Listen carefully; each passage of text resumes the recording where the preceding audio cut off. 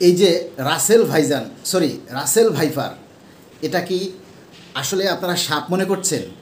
এটা সাপ না, এটা হলো অভিশাপ। এটা করোনা ভাইরাসের আরেকটা রূপ, কিংবা বলতে পারেন যে করোনা ভাইরাসের বংশধর।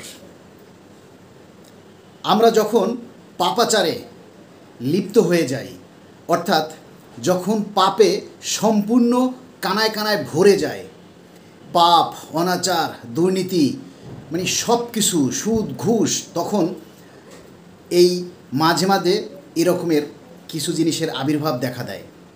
আজকাল ফেসবুক খুললে দেখা যায় যে কি একটা অনাচার, যে ছোট ছোট ছেলে মেয়ে পরিবার নিয়ে ফেসবুকে চোখ রাখা যায় না। আজকাল মেয়েরা কটা টাকা ইনকাম করার জন্য তারা পারে না শরীরের পুরা কাপড় খুলে উদাম করে দেখায়।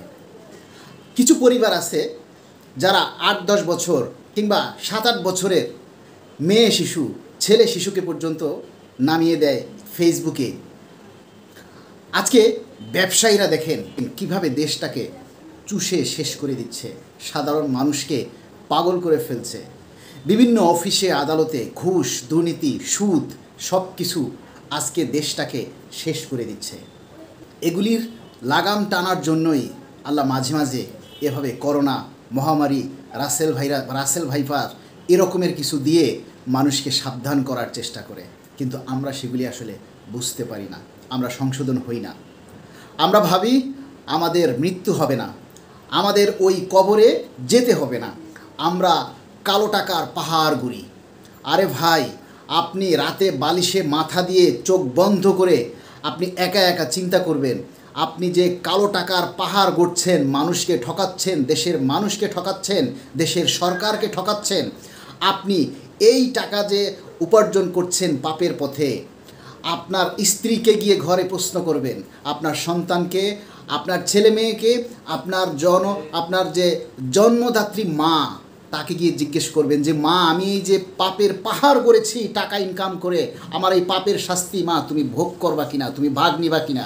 আপনার সহধর্মিনী, যে আপনার সঙ্গী, যে আপনার সঙ্গিনী, তাকে গিয়ে প্রশ্ন করবেন, ওগো প্রিয়তমা, আমি যে পাপের পাহাড় গড়েছি, যে টাকা ইনকাম করছি তোমাদের ভোগবিলাসিতার জন্য, আমার এই পাপের ভাগিদার তোমরা হবা কিনা।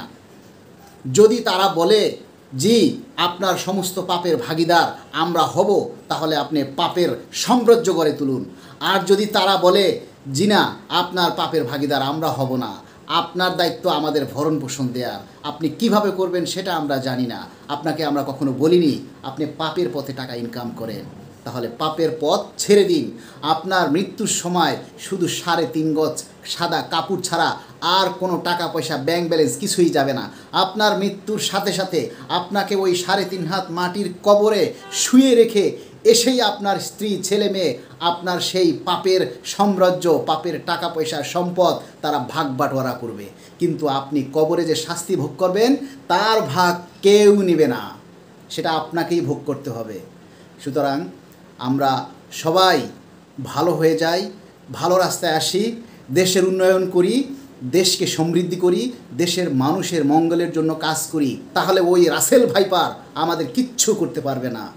আর যদি তা না হয়, তাহলে ওই কবরের এতটুকু সাদা, এই যে গুয়ের ভিতরে পোকা থাকে কিলবিল, ওই পোকাই আপনাকে খেয়ে শেষ করে দিবে।